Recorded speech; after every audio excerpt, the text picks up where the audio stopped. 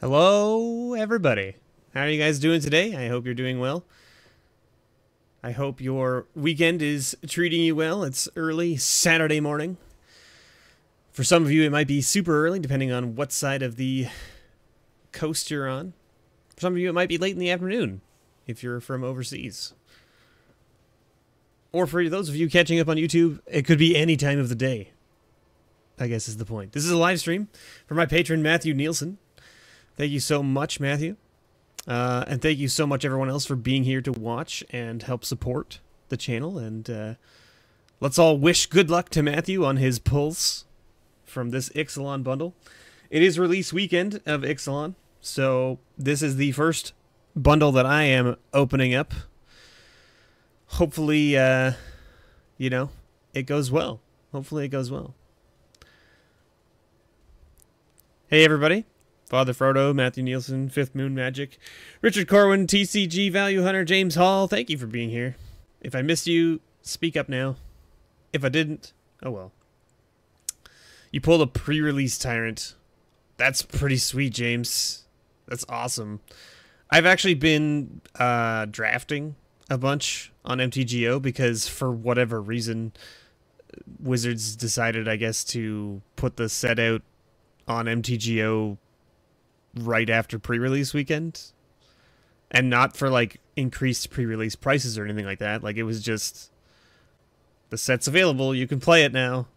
So I don't know. Hey, Blazing Jester, how's it going? But anyway, yeah, so like I've been drafting a bunch online, and speaking of the Foil Carnage Tyrant, I actually opened one in a draft online, and I was like, oh my god, and it was worth like 30 tickets or something like that, and I was like, well, sell, and I just sold it for like 28 tickets or something like that online. That basically allowed me to do 2 more drafts, which was pretty sweet. I was quite happy with that. I've actually been doing pretty well online.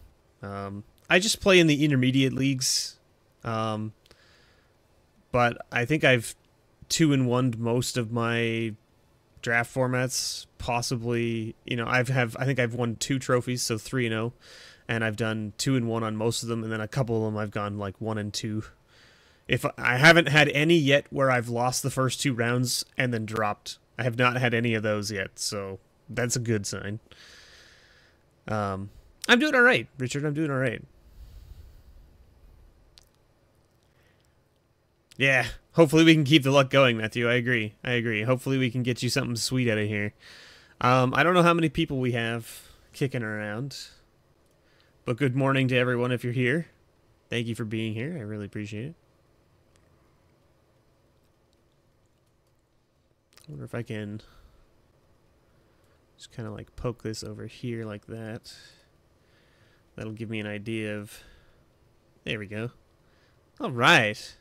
All the cool people. Yeah, it's a little early in the morning for some people, for sure, right? I don't know if any of you caught Salmon's stream last night. I was unable to catch it because I was playing Friday Night Magic. But I hope it went well for him. I hope his stream went well. I'm in Ontario, Fifth Moon Magic. Anyway, I think Matthew, you've probably waited long enough. I think I've waited long enough. So I cracked some packs last night with a bunch of friends drafting. So I've opened a bit of product, of course, other than the pre-release kits, but I've not opened any of my product yet. So I ordered a case of boxes and a case of bundles, and this is the first thing I'm opening out of both. So I haven't opened any of my product except for this. Hey Becca, how's it going? Good morning. So Matthew, we're gonna open this baby up for you, and then you'll tell me what you want out of it, and we'll ship it off to you with your grab bag that I'll be pulling, I guess, in the next couple of days. I guess tomorrow is the first day of the month, right? Of October. Is that right? Am I crazy? No, that's right. So, provided all of the payments and things go through tomorrow, I will... Like, I try to give it a couple days because sometimes people's processing on Patreon takes a little bit. It takes like a day or 2 for it to process properly. It tries to charge everybody, but if for some reason the card doesn't go through or whatever, it you know, like maybe they have some stuff to sort out, and they do. So I like to give it a couple days just to make sure that everybody's in and paid before I do the drawing. So for instance, like last month I had 2 of my patrons who actually got declined. And I don't know if that was on purpose for them or not, but I gave them a couple days before. Like, obviously I got back from PAX late, so, you know, it worked out that I gave them basically a couple days to sort it out, and they were still declined, and they're still declined at the end of the month. So they didn't get included in the grab bag pulls and also the additional pulls for the patrons, right? So unfortunate for them, but hey, it happens. I understand, right? So maybe they couldn't afford to pay in that month, and that's totally fine, right? You're in Ontario every 6 months. For work, right? For work, Father? You're somewhat closer. You're in Ohio. Yeah, Ohio's not too bad. I'm actually going to be in Philadelphia in November. So keep an eye peeled for that, because I will be probably doing some content with Salmon while I'm there, because he's from Philadelphia. Or he's from around Philadelphia anyway. Alright. We've opened it up. There's no going back now. There's no going back now.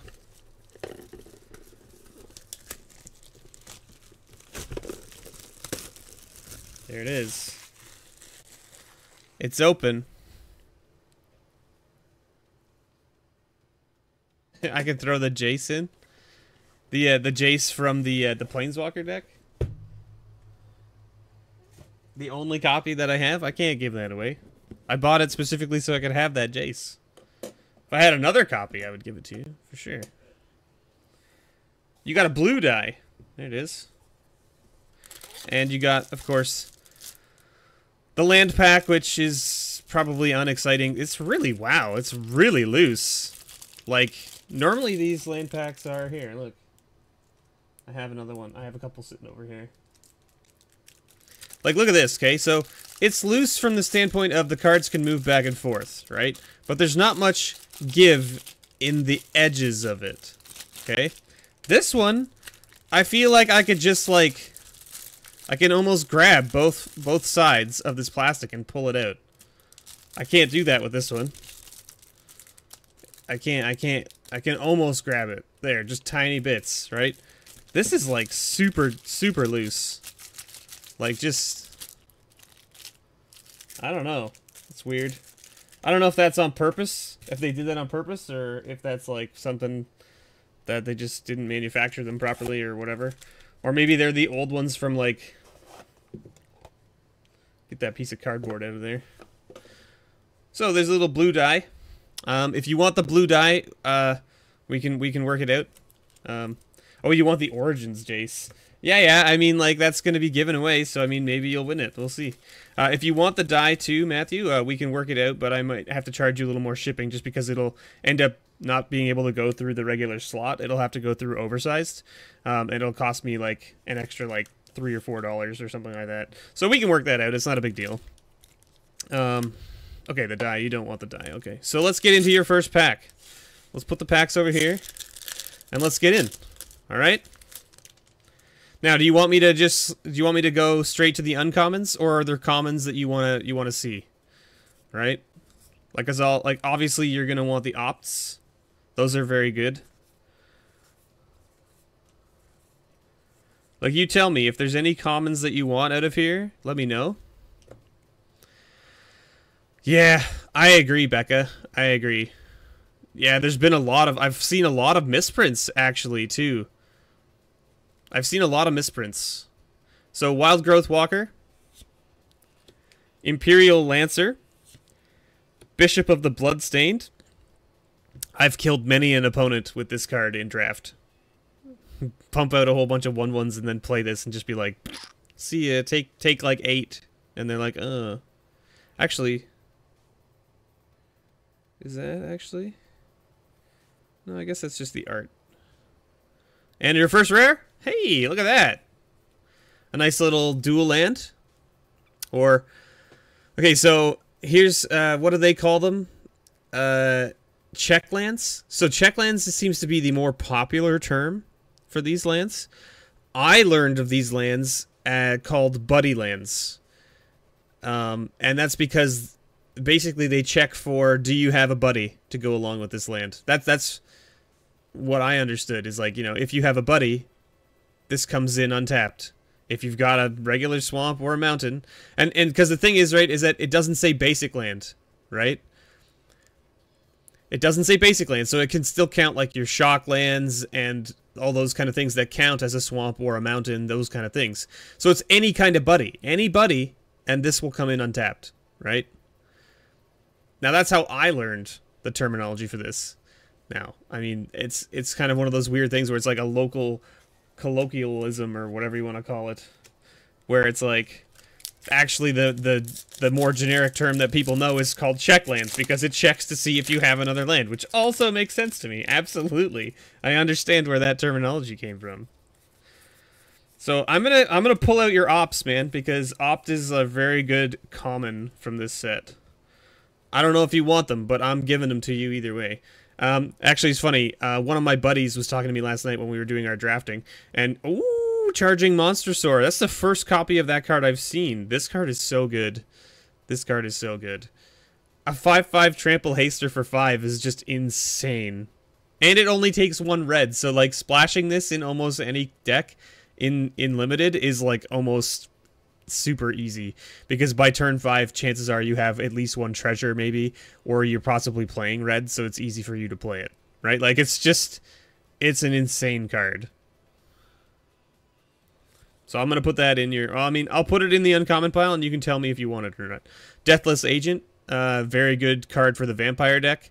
A 4/4 flyer that basically just comes back whenever you need it to is very good. Hey, alright, and you got a Bishop of Rebirth, little mini Sun Titan. Nothing like super pricey with this card, but like, this card is just very good.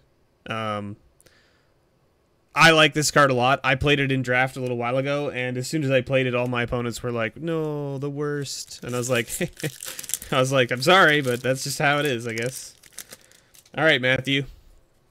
What else can we find for you? But anyway, this funny story about my friend.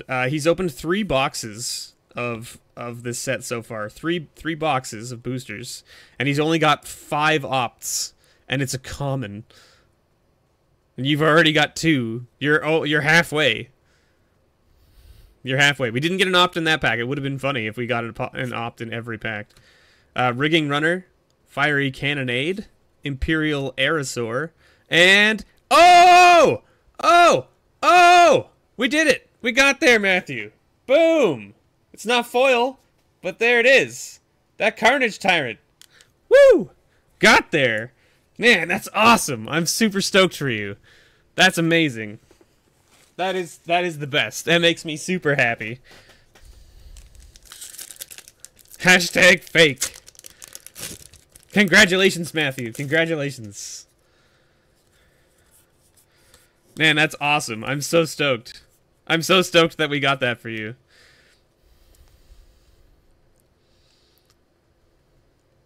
Alright, Perilous Voyage. Vicious Conquistador. Merfolk Branchwalker. And a Walker of the Wilds. Okay, so this is a creature that I haven't even seen.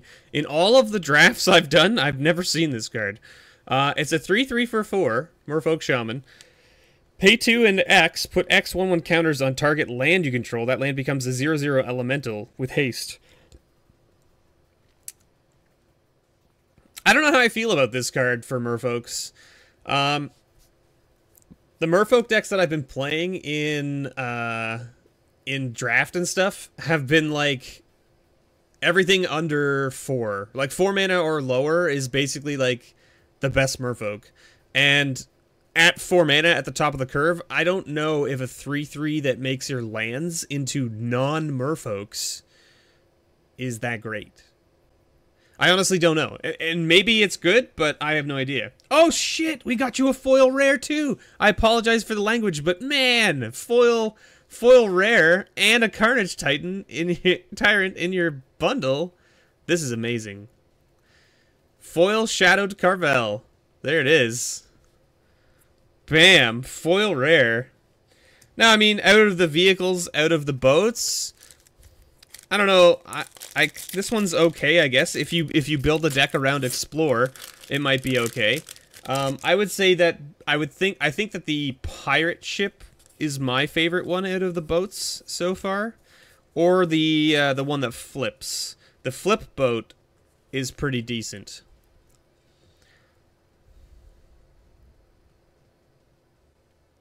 Yes, that's true, Becca. It's an enchantment. It's an uncommon, or no, it's a rare. It's like something adaptation, and it lets all your creatures become the type of your choice, including the ones that are not in play. Like, so cards that are in your graveyard or in your library or in your hand all become the type that you choose, which is actually really cool. Lookout's Dispersal, just a basic counterspell. Vicious Conquistador. Marauding Looter, this guy's really good. Because basically his raid triggers every turn. It says at the beginning of your end step, if you attacked with a creature this turn, you may draw and discard. So you get to loot. And you don't have to swing with this guy, right? You don't have to swing with this guy. You can swing with anybody. Any attacking creature. Alright, and we got you another green rare, which is Emperor's Vanguard. And there's another foil. There's another foil. Arcane Adaptation. That's the one. That's the one. Thank you, Father Frodo. So Emperor's Vanguard is a 4/3 for 4. That says whenever it deals combat damage to a player, it explores. I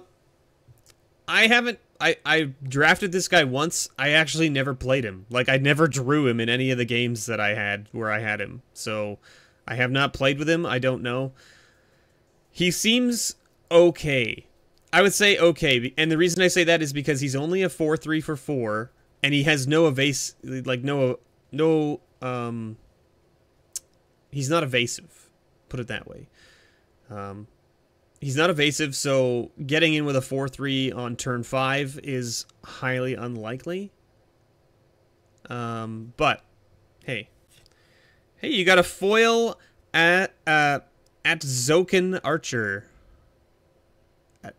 At Zoken Archer, I think that's how you pronounce that. I don't know. And Cradle, obviously. Yeah. We need Cradle and foil Jace. I mean, if we want to make the rest of the bundles in my case just look like total garbage, we got to get Matthew a foil Jace or a foil Cradle in this bundle. I mean, already two opts, Carnage Tyrant, and a foil rare in a bundle is pretty insane, I have to say. Dinosaur Stampede. Walk the Plank, which is a very good removal spell provided you're not playing against Merfolk. Glorifier of Dusk is a very good 4/4 vampire for 5. Very good. And River's Rebuke. This is a card that I've played against in draft a couple times. It's not necessarily crazy. I mean, it's 6 mana, sorcery speed. Return all of their permanents. Non-land permanents, I should say. So, I mean, like, it definitely slows you down, but because they basically are spending probably almost all their mana to do this on their turn, just to bounce all your stuff, if they're doing that, chances are they're behind. And if they're not doing it, then you're already way too dead that this doesn't really matter. The fact that they bounce your stuff for 6 mana, you're like, oh well. Itlamok, yeah. Itlamok, Cradle of the Sun. Alright, 4 packs left. 4 packs left. Let's keep going here. Come on, get out of there. Alright. What else? Okay, so we've got a Dusk Legion Dreadnought. A 4/6 with Vigilance for 5 with Crew 2. Stormfleet Arsonist. 4/4 Raid. This card seems not great to me. This is the thing, is like when this guy enters the battlefield, if you attacked with a creature, they sacrifice a permanent. A permanent. It could be a land, it could be anything. On turn 5, most people, if you play this guy on turn 5 after swinging with something, chances are people are gonna sack a land if they don't need it, or like they're gonna have some crappy little creature or a treasure token that they can just sack. Like this guy, so far I have not been impressed with this guy in any sort of format.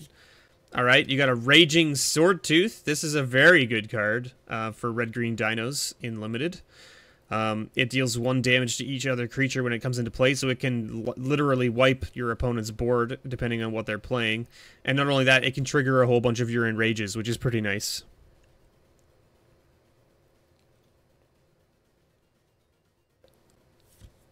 And you got a Deep Root Champion. which is another little merfolk guy. So he's a 1/1 merfolk that says whenever you cast a non-creature spell, put a 1/1 counter on him. I've played him in draft. I like him. I would think that people like I picked him up in my draft. I think like 4th or 5th pick. Like nobody else had taken him, and I was like, I don't know, this guy seems good for a merfolk deck.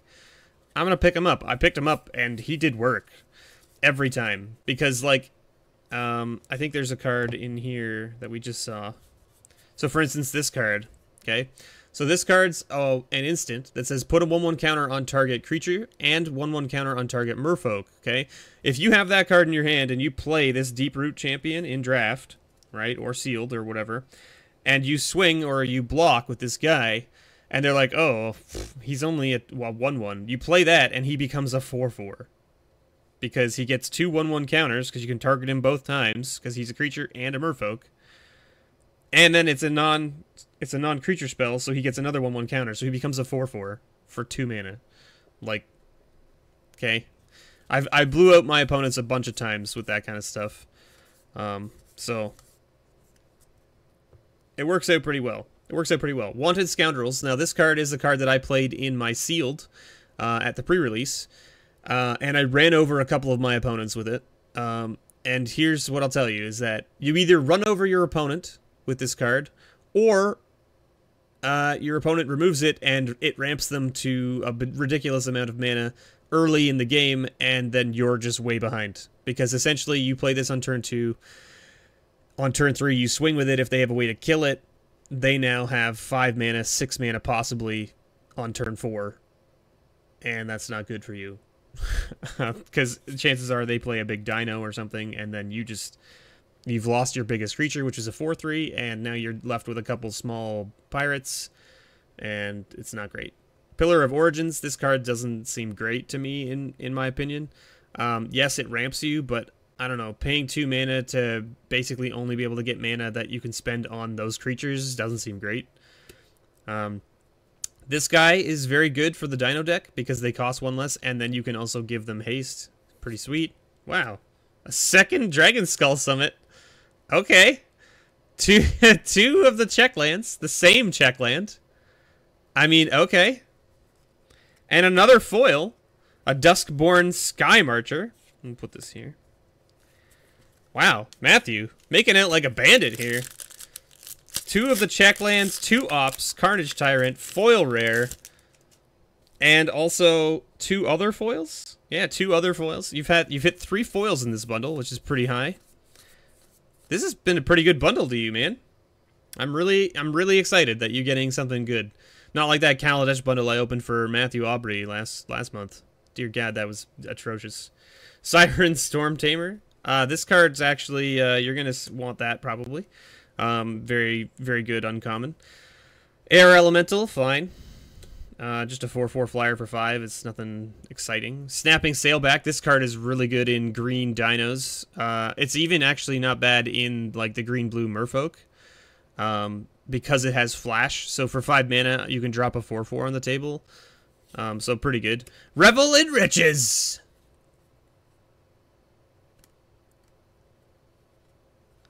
Good old Revel in Riches. That card is a card that I played in my sealed event as well, my pre-release. I tried to win with it. It never happened.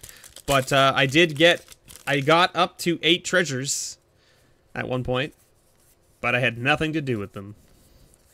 Nothing to do with them. 2 ops is all you got right at the very beginning. The first 2 packs both had opt. None of the other ones did. Deep Root Waters. This is again another good. This is a good enchantment for merfolk decks. It makes a blue merfolk token. Speaking of merfolk, this guy is very good for merfolk in draft because when he comes in, 4 mana for a 2/3, but he taps all of your opponent's creatures. Another merfolk. Wow, this was a merfolk heavy pack in the uncommon slot. Merfolk Branchwalker. 2/1, it comes in, it explores. And you got one of the flip cards, but it's not the one that you wanted. But it's still an interesting card. This is the one that lets you pay 2 life, draw a card. If you have 5 or less life, you flip it. When you flip it, it becomes this Temple of Aklazotz.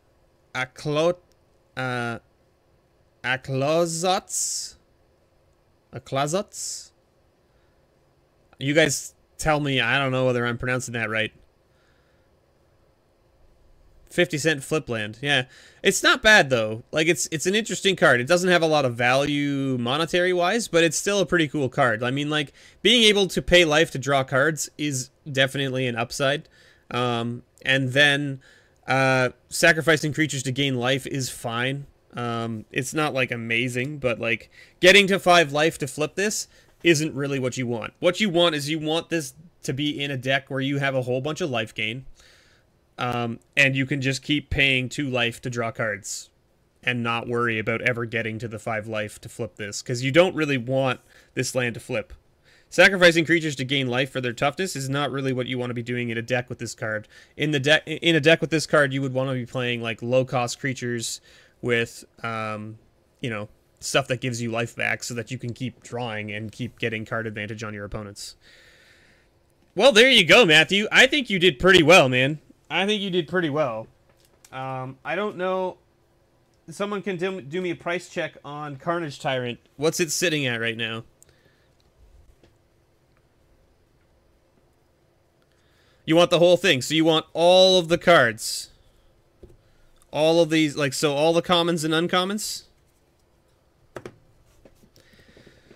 But you don't care about the die, and you don't care about the boxes, right? Is that, or do you want the box as well? Okay, so Carnage Tyrant gets a blue sleeve then. That's how I do this. I have a system that I do all my cards in. Anything over 20, actually, did you say 23? Okay, so someone says 23, someone says 27. Anything over 25 gets double sleeved. Anything over 10 gets a blue sleeve. Anything between 5 and 10 gets a green sleeve. Anything below 5 over $1 gets a red sleeve. That's how I do things. Just the cards. Okay. Yeah, we'll ship it all out to you then, okay?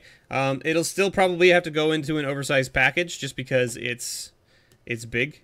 It'll be a lot of cards. So I'll see what I can do. But that should be fine. That should be fine. All right, well, there you go. Thank you so much, Matthew. I'm going to put all your cards into this for now, just so that I know to ship them off to you.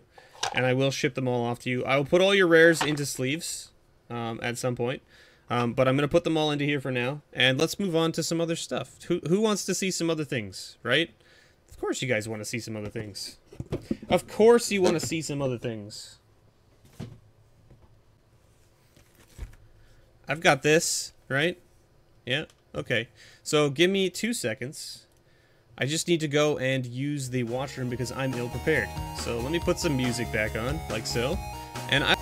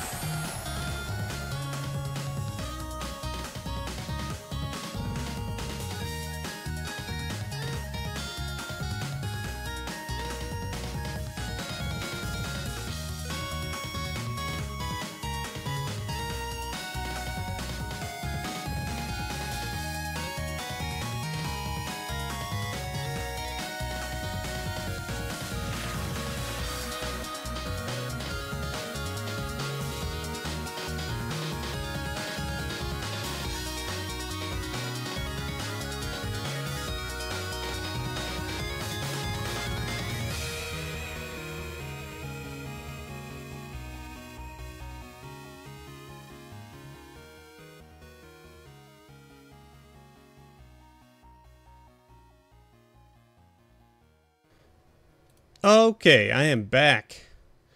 I am back. Yes, congratulations, Matthew, on those sweet, sweet pulls. Man, that was great. So first, do we want to see this? Do we want to see this or the box first? You guys tell me. What do you want to see in there? And then I have a bunch of other random stuff that we can do. Like we have... I mean, I don't like to cut the stream too short, right? I have an Ether Revolt pre-release kit I can do. I have like a random assortment of things over here that I can do. Like I have a random Cons pack and a random Theros pack. A random Return to Ravnica and Gatecrash pack. A random Shards of Alara and Alara Reborn pack. Zendikar, Oath of the Gatewatch. Mirrodin, Scars of Mirrodin, Mirrodin Besieged. I got a bunch of like random stuff that we can open. And this is like, it was supposed to be from a one of everything, but then the store couldn't give me their information. And it sounded like their information was not really the best. And I was like, okay, this sounds sketchy.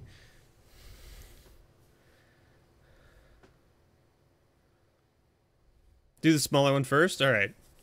Yeah, we can definitely do this. Hey, Idis. How's it going?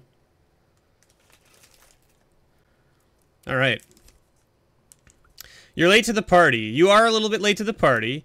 You missed Matthew's ridiculous...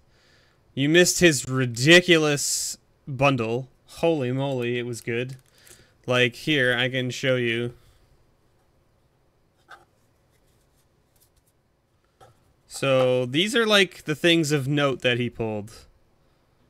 Bloodfast, Revel in Riches, only one Siren Storm Tamer, Dragon Skull Summit, a foil Duskborn, Deeproot Champion, River's Rebuke, foil Aztokin Archer, Emperor's Vanguard, a foil Shadowed Caravel, Walker of the Wilds, Bishops of Rebirth, Opt, Dragon Skull Summit, Opt, and the Carnage Tyrant.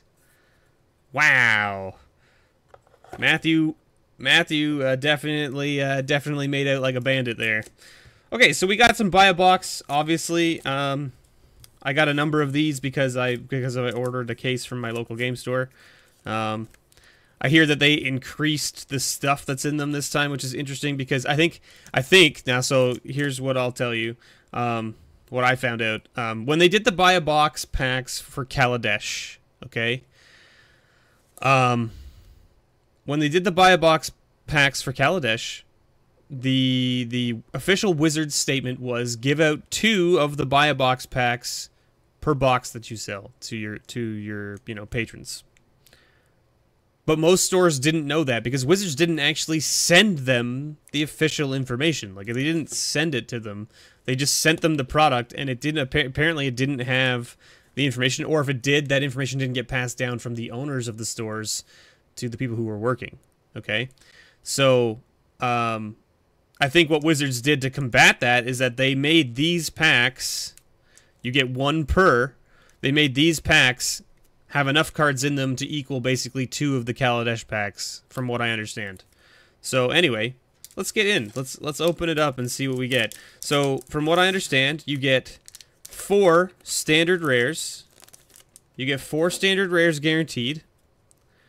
So this is kind of funny because we got a Burning Sun's avatar, and I think that's the promo card, if I'm not mistaken. We'll find out at the end, I guess.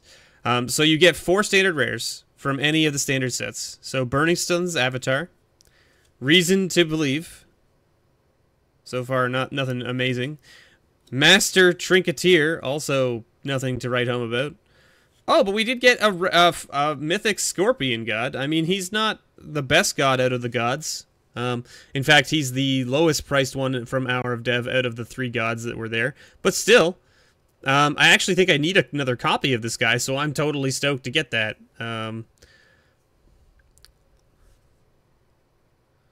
And then you get 2 foils. Oh my god! We got a foil Hotley Warrior Poet, foil Planeswalker, Holy moly. These buy-a-box packs are just, like, insane. Insane. Jeebus. So the foils that you get are not guaranteed to be rare. They're just foils. Like, you just get 2 foils. So the fact that we got a foil Planeswalker from the newest set is, like, crazy.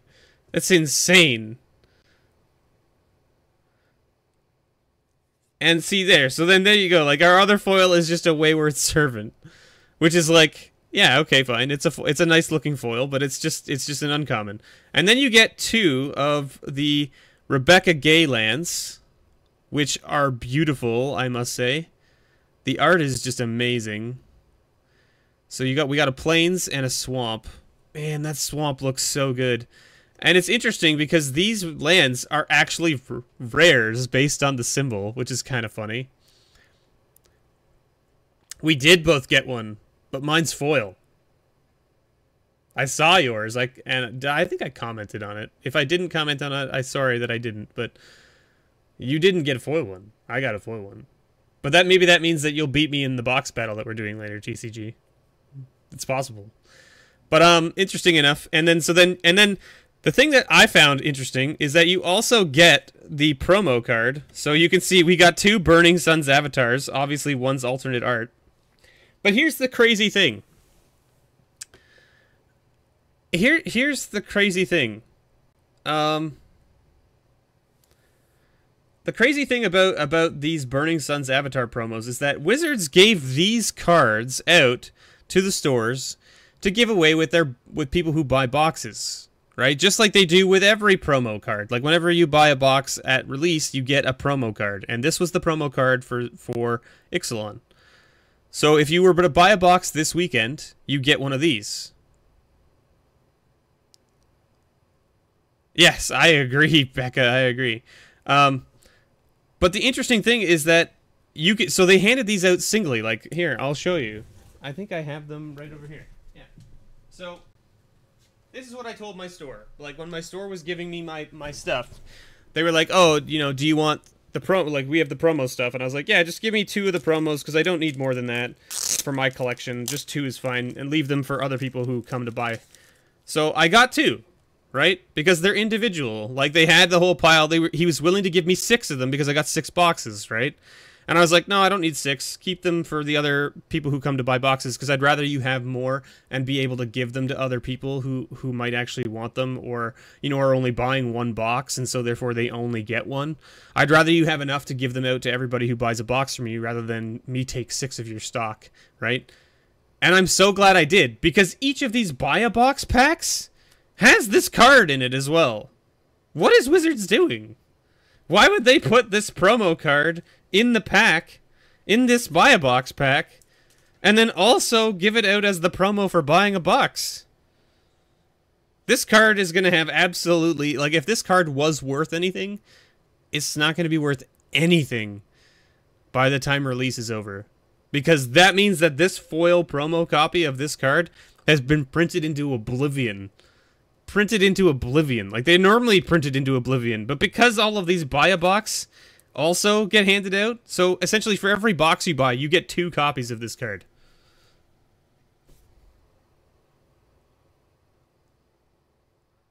Wizards. Buh? Buh? I'm so super confused. So it's funny because, like, you think, like, okay, foil promo, it's gonna be pretty sweet. That's right, Becca, that's right. I mean, like, I don't know, like, they just... It's funny to me because this copy of this card that we got in this pack, which when I opened it, I went, oh my god, it's the promo card, and we got a copy of it non-promo in our pack with a promo card. So we got 2 copies of the same card in the same pack, right?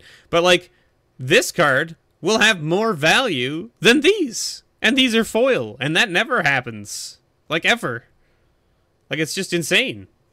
It's insane on the face of it. Anyway, whatever. That's my rant for now. I just thought it was really weird. Like, I didn't realize, like, because, like, I mean, when I got the packs, I didn't even know they were doing the buy-a-box stuff. I had no idea, because I hadn't kept up with... Like, I hardly ever read up on Wizards information. I don't know. I should, but I don't. I don't have enough time. That's my real problem. I have too many things to do, and I never have enough time.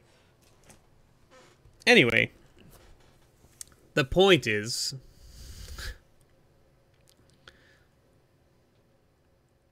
how to make your product worth less than toilet paper. Copyright Wizards of the Coast. Yeah. Anyway, I don't even know what to say. Let's get into this box. Who wants to see me open another box of, or my first box? This is going to be my first box of Ixalan. Hopefully I'm not opening the good box right now, because a few, like about an hour from now, I'm going to be filming a box battle with Mr. TCG Value Hunter. So for those of you who haven't checked him out, he's in chat right now. You should go check out his channel. He's just getting started, but his editing of putting the prices and stuff into his videos is very slick. Very slick. So check those out and toss him a sub, you know, toss him a sub. It's totally free for you to do, and I would appreciate it, and I'm sure he would appreciate it as well. But we're going to do a box battle of Ixalan, and, you know, we're going to see how it goes. So we're going to be filming that later today, and, I don't know when it'll go up, but, you know, we'll hopefully I can get it up next Friday, so for another Friendly Friday. If you haven't seen my video from yesterday with TCG or MTG Trashfire, you should definitely check that out. We did some Kaladesh boxes and both got super hosed.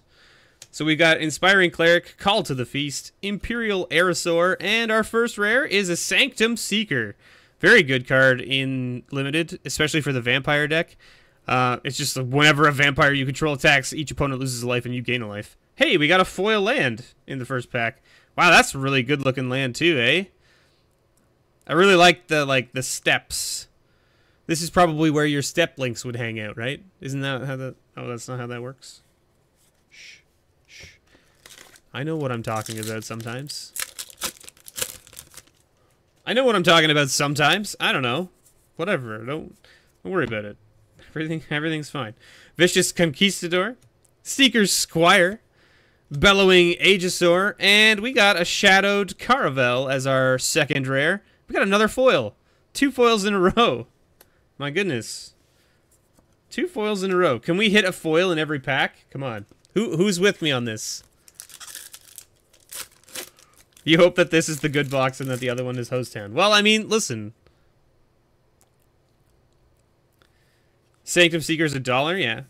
Yeah, I mean, like, I don't think there's going to be a crazy amount of value in this set, but who knows, right?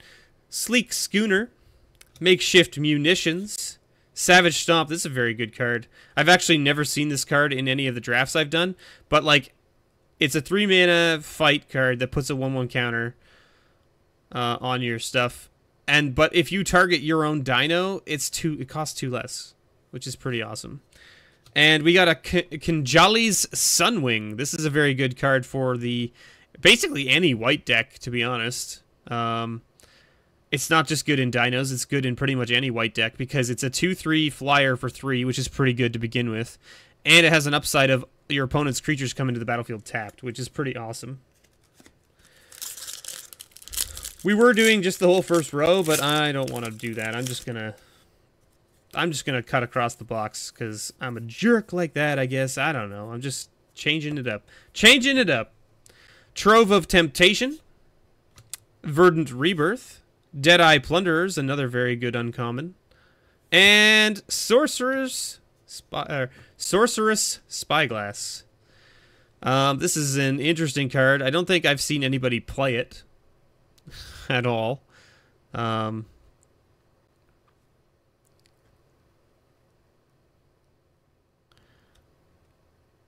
Sorcerer's Spyglass enters the battlefield. Look at the opponent's hand.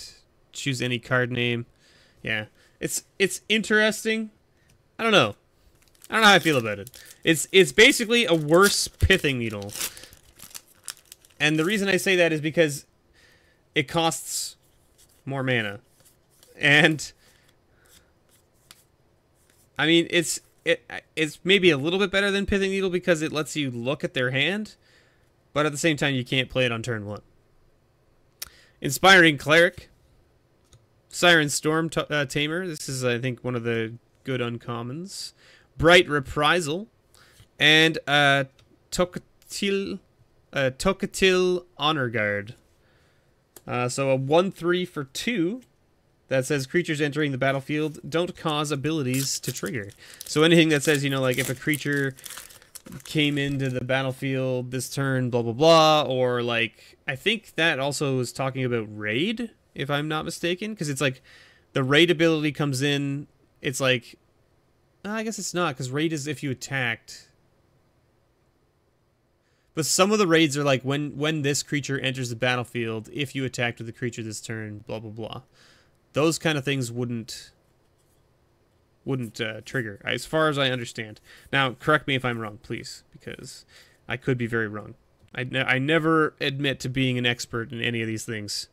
Rallying Roar, Perilous Voyage, Lightning Strike. This is another card that's like very highly picked in draft formats right now. I don't think I've ever seen a copy of this come to me. Like, it's never been passed. If you don't open it, you don't see it, basically, from what I understand. And it's because it's a 3 damage creature or player for 2 mana, which is very good. Obviously not as good as Lightning Bolt, right? But Lightning Bolt, like, they just, you know, Lightning Bolt is only, you know, it's good. Lightning Bolt is a very good card, and I don't think that they will reprint it that often. Dowsing Dagger, this is another interesting one. It's so when it comes into play, your opponent gets 2/0/2 green plant tokens, and your equipped creature gets +2/+1, and then if it deals damage to a player, you can flip it, and it flips into the Lost Veil, which is basically like, you know, tap, add 3 mana of any color to your pool, right? So it's like a Lotus Petal. Is that? I think that's the card I'm thinking of. Dagger's $2. Yeah. Dagger 380. Okay. I mean, like, it depends on where you're looking at prices, I guess, right? Everyone's prices are going to vary a little bit.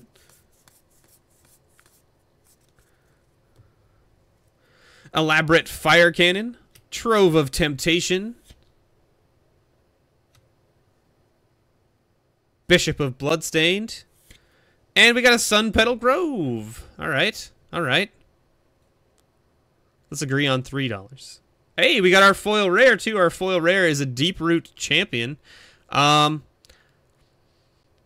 don't know if the modern Merfolk players will be looking at this card. I know that right now Merfolk is mostly blue, is it not? I think modern Merfolk is actually blue, not green. And I think it's blue-white? Is that right? Is modern Merfolk blue-white? I think it is. So I think green is like a hard sell for them. But maybe not. Maybe there's enough good green stuff in the new set that it makes them go that way. I don't know. Walk the Plank, Raider's Wake, River Sneak, and we got an Old Growth Dryads. This card is just so junk.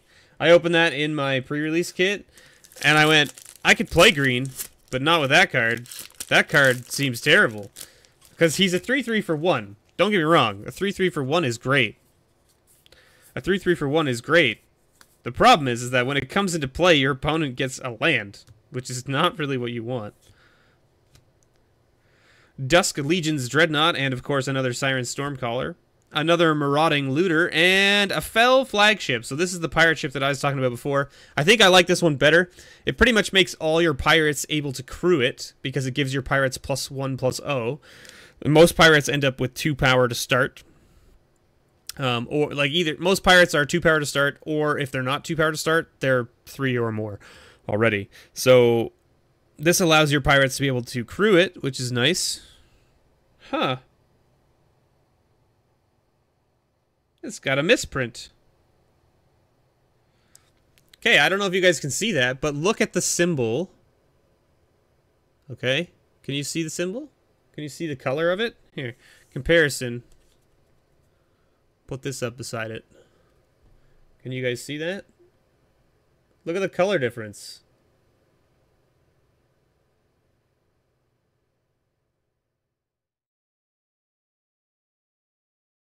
It's like not rare. Like, it's a rare, but it's not colored properly.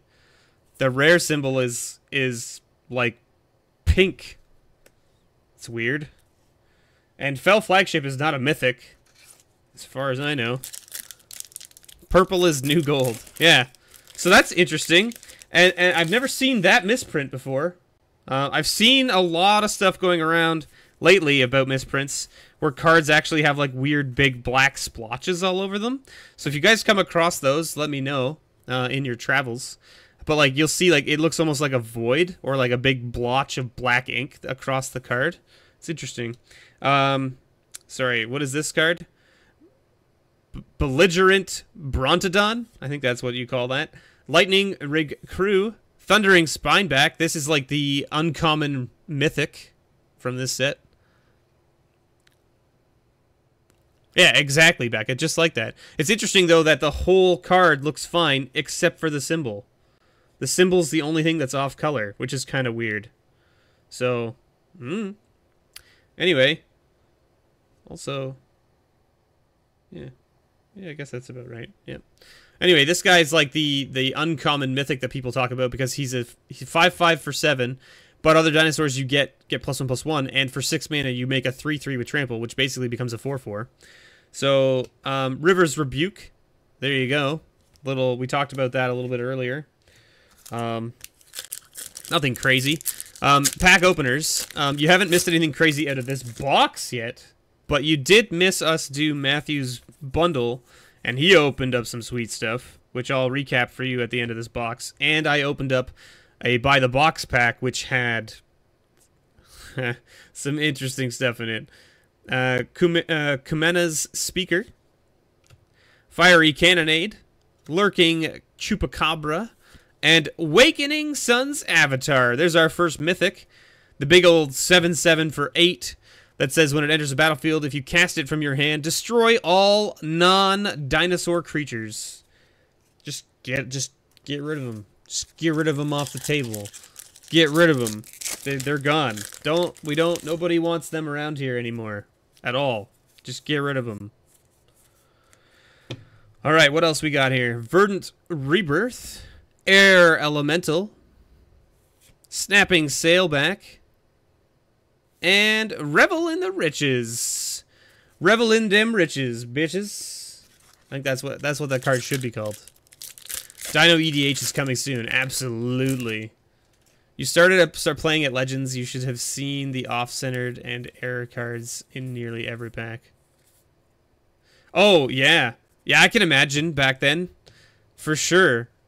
Absolutely, Matthew. Like that's why like the old cards get graded so much, right? Like people are like you have to get them graded because if you don't get those old cards graded, you'll never know if it's off center by like because it could be off center by like half a centimeter, and that's enough to make it like worth way less, right? Like it's crazy. Wild Growth Walker, Call of the Feast, Imperial Aerosaur.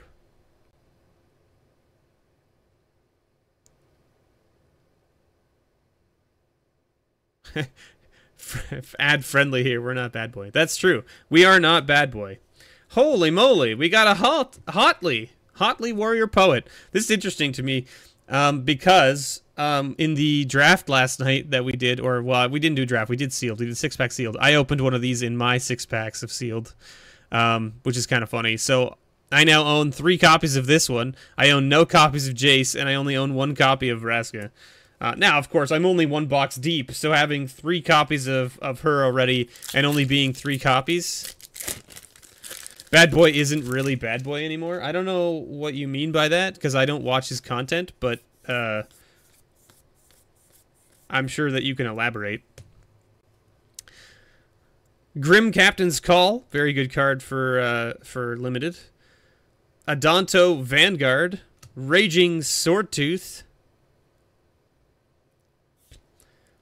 Oh, okay, so what this means is when you're, for whatever reason, I don't know why they do this, but if your rare is a flip rare, your foil will always come before it, for whatever reason. See, because, like, so then this is the token, right? So then this is the land, and then the card between these is the flip. Why they do it that way? I have no idea. Why did they change it? You got me. I don't know. The foil always used to be on the back. Even in like the Innistrad sets, when the flip card was in there, the foil was always on the back. Always. So we got a foil Ixalan's Keeper, and we got a Legion's Landing, which is a decent card in Limited for the white decks. Because it's 1 mana enchantment that makes a 1/1 lifelink on turn 1. So you get a 1/1 lifelink on turn 1, and then whenever you attack with 3 or more creatures, it transforms into a white, make a white mana, or pay a white and 2 and tap it and create a 1/1 lifelink. I wish it was Cradle, but it was not. It was not Cradle. It's just, let it be Cradle. It's just Landing. That's right. My goodness, this pack like almost slid away from me here. I noticed that we were going to have a foil in that pack, and then I was like, oh, okay, and then the foil came up first, and I was like, oh, that's friggin' weird. Imperial Lancer, Stormfleet Aerialist, Marauding Looter, and Burning Sun's Avatar. There he is! That's the guy, right? That's the... We've seen enough of him. We've seen enough of him. Landing is $2.75, $3, somewhere in there. It's not too bad. It's not too bad. We haven't seen any ops yet, but I haven't been really looking. Wily Goblin, Deadeye Quartermaster, Drover of the Mighty, and Arcane Adaptation. So this is that card we were talking about before. So this is a 3 mana enchantment that says you choose a creature type as it comes into the battlefield, and creatures you control are the chosen type in addition to their other types. The same is true for creature spells that you control and creature cards that you own that aren't on the battlefield. So that's kind of cool. It's going to make for some interesting tribal decks. Burn, baby, burn. Disco Inferno? Is that what you're talking about? Or did I just date myself there? And none of you young kids know what I'm talking about. Vicious Conquistador. Rigging Runner. Ranging Raptors. And Ashes of the Abhorrent. Ashes of the Aberrant. Or whatever you want to call it.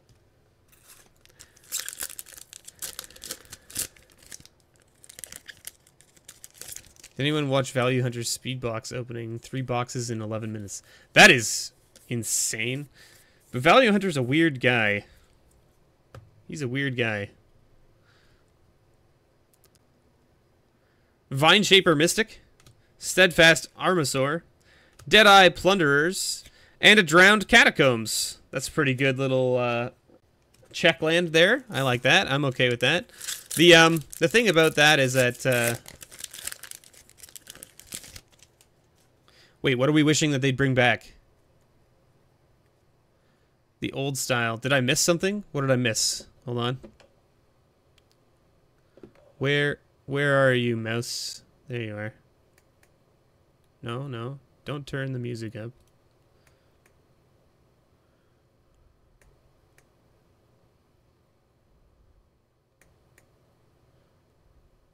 Oh, yeah, the card stock was way better. Absolutely.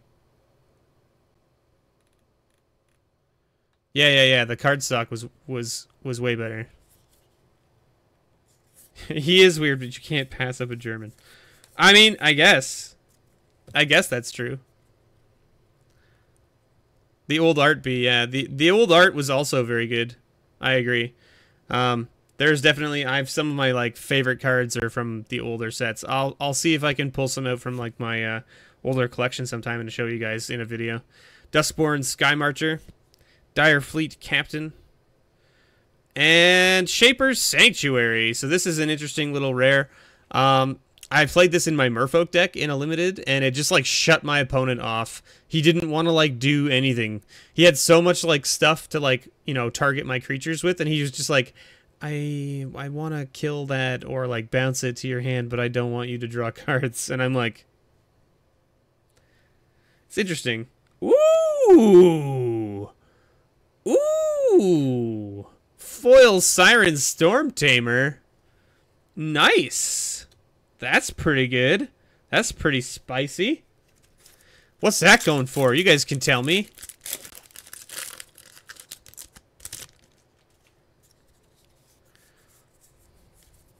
I like that.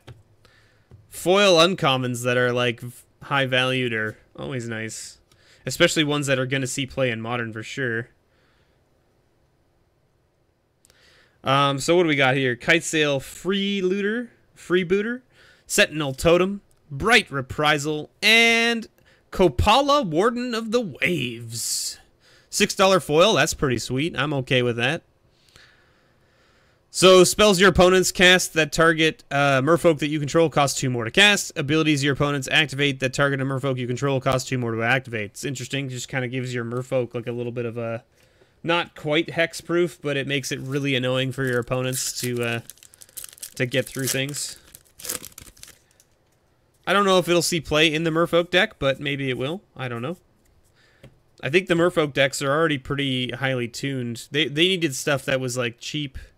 But I don't know, right? Like, I mean, I don't play Modern Merfolk, but I don't know. Yes, Matthew, yes. If you go buy a booster box from your LGS, you should get 1 copy of this card. They should give you a copy of this for buying your box, and they should give you one of these buy-a-box packs. And if they don't, you ask for it. And then you can even link the article. Like, Google it right now. And you'll see that there's an official Wizard statement that said this stuff went out to stores. Now, if your store is super small and didn't get any, that sucks. But I think the Wizard sent them out to most of the stores. Lookout's Dispersal, Glorifier of Dusk, Unclaimed Territory. Oh god, I have to get one of those promos? I mean, you don't have to. You can tell them to keep it. And Blood Crazed Paladin. This guy's also really cool. He's a 1/1 for 2 with Flash that enters the battlefield with a 1/1 counter on it for each other creature that died this turn. Really cool. My buddy has a deck that he calls Death Clock, which is a deck that's all about sacking Eldrazi tokens that basically then make your opponents sack things, or triggers your morbid stuff that allows you to kill other stuff or make demons or things like that. Yeah, Unclaimed Territory, is that worth something? $3? $3 for the Unclaimed Territory? Is that what we're saying? Sheltering Light, Emergent Growth, Savage Stomp, and Angrath's Marauders.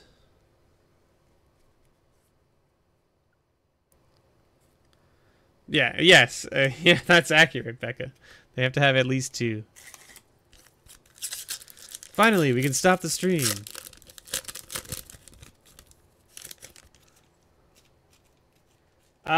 It's funny that you say that, Kairu, because I opened a foil opt in my pre-release kit that I played. I was like, huh. I was like, well, that's a nice one. Belligerent Barontodon, Sky Terror, Charging Monstrosaur. It's my first copy of this card. And Repeating Barrage. This card is just bonkers. 3 mana, shoot something in the face for 3. A creature or a player. Raid, pay 5 mana, return it from your graveyard to your hand, activate its ability only if you attack with a creature this turn. This card is insane. Like a 3 damage spell. Sorcery speed. Don't get me wrong. Sorcery speed, not the best. But 3 damage spell that you can just constantly return provided you're attacking with stuff. This pack didn't want to cooperate, so it kind of got all shredded up. Spell Pierce did get reprinted as well. You pulled a foil Spell Pierce, nice. It's in November, yeah. Favorable Winds, Fiery Cannonade, Lurking Chupacabra, and another foil before the flip. Foil Fire Shrine Keeper, and Search for Azcanta. So, not the Grove, unfortunately, not Itlamok, but still not a bad one. That one's actually a couple bucks too, I think. Yeah, the prices will change, of course, after the Pro Tour, as they always do. We haven't seen any ops yet. I'll have to go back through the pile and look. Rallying Roar, Bonded Horncrest, Ixalan's Binding, very good card. This actually is broken on MTGO. This one's broken on MTGO right now.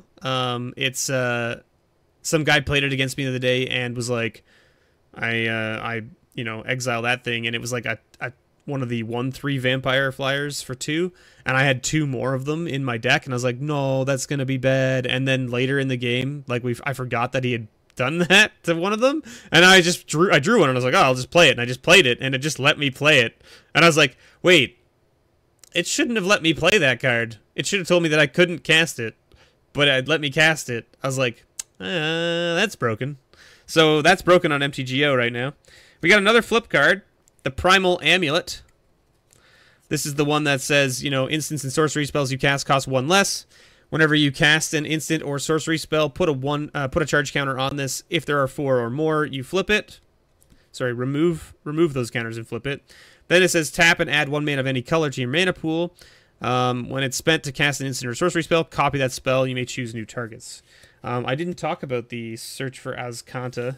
Let's review, just so we can talk about it quickly. At the beginning of your upkeep, look at the top card of your library. You may put it into your graveyard. Then, if you have 7 or more cards, you transform this.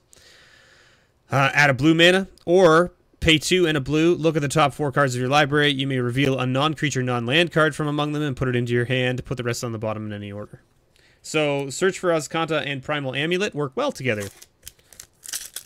MTGO broken? Never. Never. It will never happen. Speaking of MTGO, hey look, an Opt. We found one. I think there's some sort of MTG Arena stuff going on right now on Twitch. If you're interested in finding out more about MTG Arena, I think they're doing a Q&A on Twitch right now. You should definitely check it out. Stormfleet Arsonist, Walk the Plank, River Sneak, and we got a Verdant Sun's Avatar. I think we're still short on Mythics here. We've only opened 2. I would expect the average in these boxes, I mean, obviously I haven't opened a box yet, but I would expect the average to be somewhere in the 3 to 4 range like it has been for most other boxes, or most other sets. Perilous Voyage, Raider's Wake, Deathless Ancient, and Regisaur Alpha. This is an interesting card, very good. 4/4 for 5. Other dinosaurs you control have haste, and when it enters the battlefield, you get a 3/3 green trample dinosaur token. You had 2 in every box. Okay, so 2 mythics per box? That seems really low. That seems really low, Father Frodo. How many boxes did you open? You opened 2 or 3, did you say? How many boxes did you open? That's my question.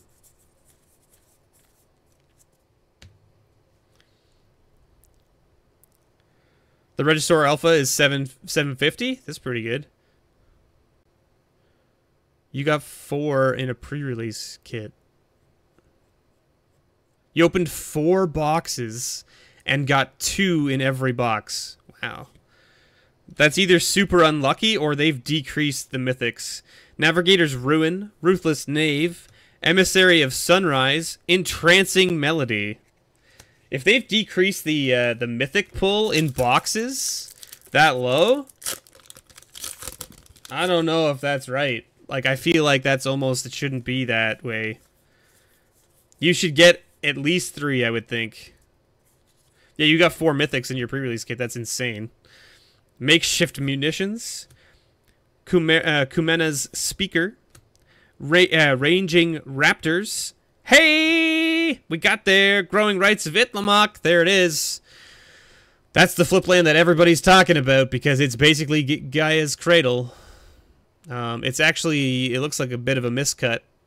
The top border looks too thick. So, you know, fun. Always. It's not even like, it's not a huge miscut. It's just a tiny bit of a miscut.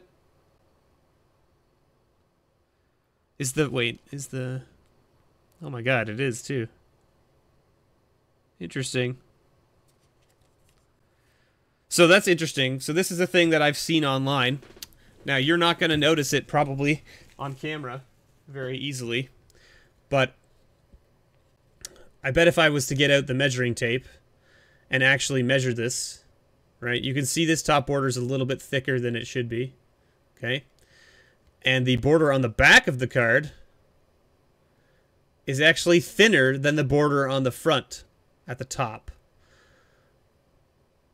So you can't really tell from this, but see how thick that is? Like if I put my finger beside it, maybe you can see how thick it is. No, focus on these. Okay. Right? And then when I flip it over, it's a little bit thinner on the back. Not by a whole heck of a lot, but by a little bit, which is kind of interesting.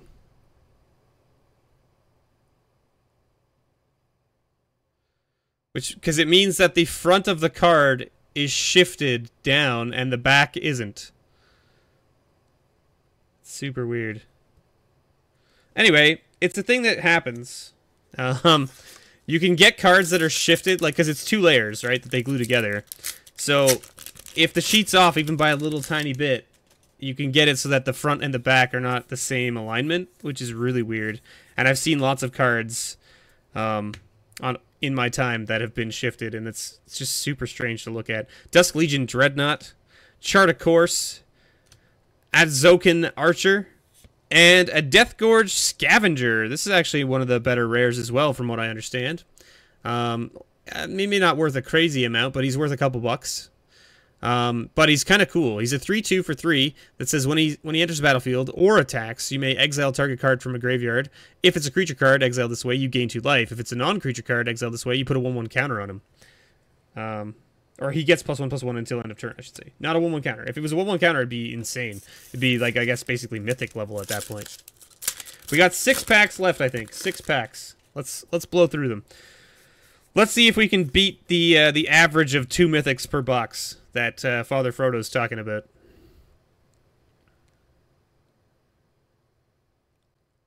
Yes, exactly. You're absolutely right, Father Frodo. It's like, it's a little bit better than Gaia's Cradle because it actually makes mana when it's flipped instead of if you don't have creatures, it just does nothing. The only difference is that you can't play it for free because it is an enchantment that costs you mana to get it into play. And then you have to trigger it to flip it. Whereas Gaia's Cradle, you can literally just play it on your turn when you want to play it. Raider's Wake, Stormfleet, Glorifier of Dusk, Waker of the Wilds. Oh, hey! We got a second foil rare. 2 foil rares in this box. Ashes of the Abhorrent. Hey, there you go. Another foil rare. 2 foil rares in a box. Alright. I can't complain about that, I guess.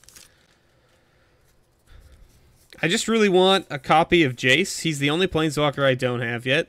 Although I would also like to have my own copy of, Carnage Tyrant. That would be cool. But then again, I haven't opened all my product yet. I'm bound to get at least 1 copy. Because of the flip cards. But the flip cards aren't mythics. So that seems weird to me, right? Like, if they had made some flip cards mythics, then I could understand. With Shadows over Innistrad and Eldritch Moon and those kind of things, where some of the flip cards were mythics, so it increased the mythic count. I get it, but you can't decrease the mythic count just because you're adding rares that are flips. Like, that doesn't make sense to me. There's an article on MTG Goldfish that goes into the specifics. I'll have to read it later. I'll need you should link it to me in one of a comment or something, and I can read it later. Unclaimed Territory. So this was one of the uncommons. Oh! Ask and you shall receive! This is the thing that Becca tells me every damn time. Is that I just need to talk about the card I want, and then it shows up. It wasn't Jace, but it was our 3rd mythic, so we did hit a 3rd mythic in this box.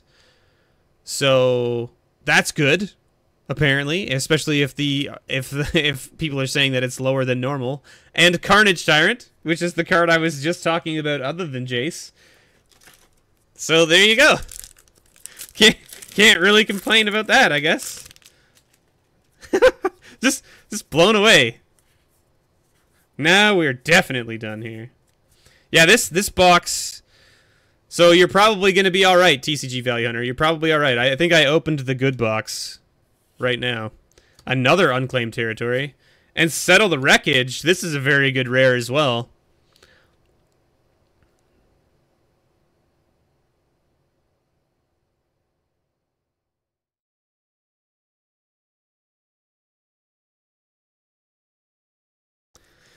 Well, we just opened up a Carnage Tyrant.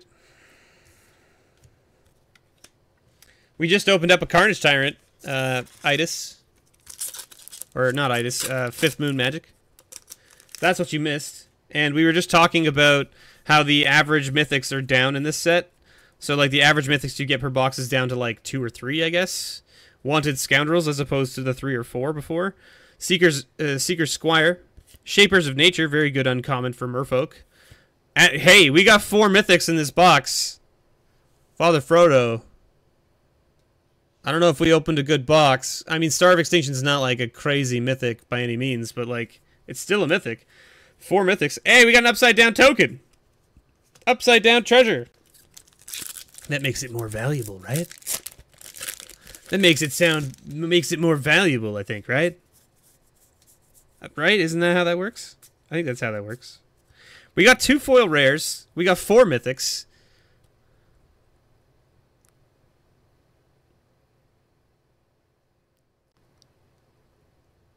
Will be a ticket to Hosetown. That's right, Becca, that's right. Imperial Lancer, Deathless Ancient, Sky Terror, Gorging Ceratops. This card is very fun to play with.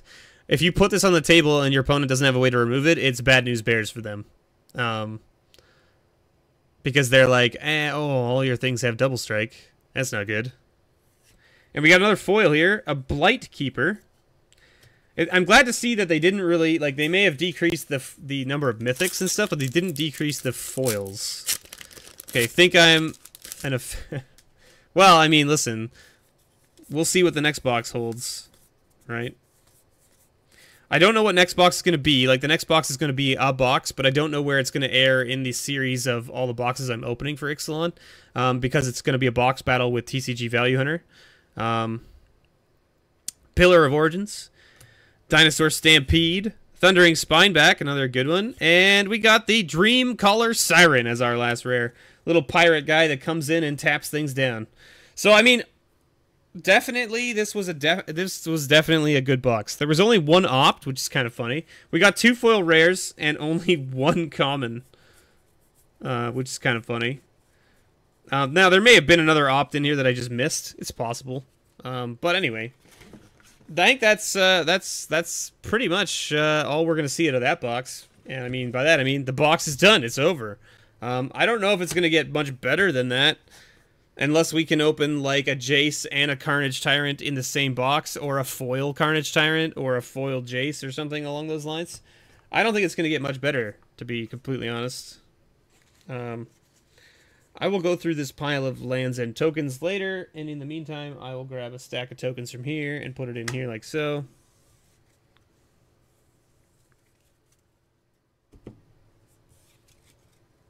But I think we did pretty well. I mean, like, we opened some decent uncommons and commons. We got 1, 2, 3, 4, 5, 6, 7, 8 rares. Or 8 foils, I should say. 8 foils is pretty good. 2 foil rares. We got 4 mythics, which is apparently above average. 1 being a Planeswalker, 1 being the Carnage Tyrant, which is like, you know, the chase mythic of this set right now. And then, like, our rares were not bad either, right? Like, our rares, we got, what? The Settle the Wreckage, which is pretty awesome. The Alpha is pretty good. Legion's Landing is a couple bucks. All of these are like $1 or $2. This guy's a couple bucks. This is like the most expensive land, which is pretty sweet. This guy's a couple bucks. This is a couple bucks. This card, I think, is probably pretty good. I don't know. The Drowned Catacombs and also the Sunpetal Grove. So, I mean, like, we definitely did good. We definitely did good. You can't wait to get your box? How long do you have to wait? Yes. Matthew, gotta go. All right, have a good day, Matthew. I'll make sure you get everything shipped out to you in the next week after we do all the pulls for the patrons from the grab bag and all that kind of stuff. Thank you so much for your support, Matthew. I really appreciate it. I hope you enjoyed your box, or your bundle, I should say. Thank you, everyone else, for watching. This is going to be the end of the stream today. I know it's not super long, and I do have other stuff that I could open on stream, but I have to stop soon, because I am getting together with TCG Value Hunter at 1 o'clock today, so in half an hour, and we're going to film a box battle that's going to go up on YouTube at some point in the near future. I don't know when exactly, but it will go up at some point. Can we open up one more pack? Okay, what do I have one of that we can open? Here, we'll open this cons pack. Because it's the only pack I have from that block out of this package of stuff. We'll open this cons pack just to end the thing off. Fifth Moon wanted one pack. We're going to open up this cons pack. A random cons pack.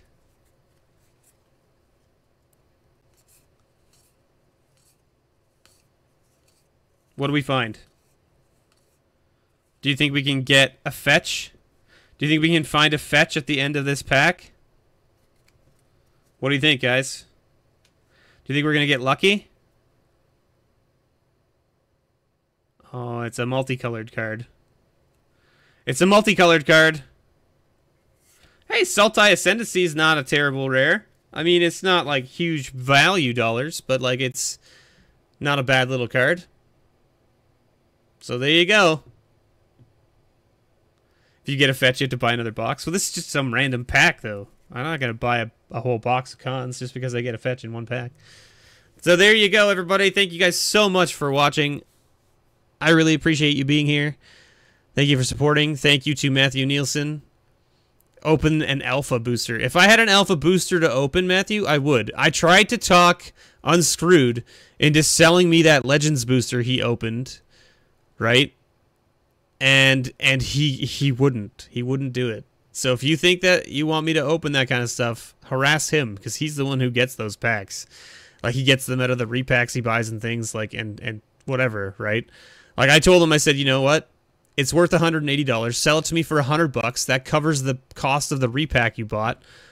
You get your money back, plus you get to keep all the other stuff. I open the Legends boosters and go broke because I spent $100 on it, and I open it and get nowhere near that value.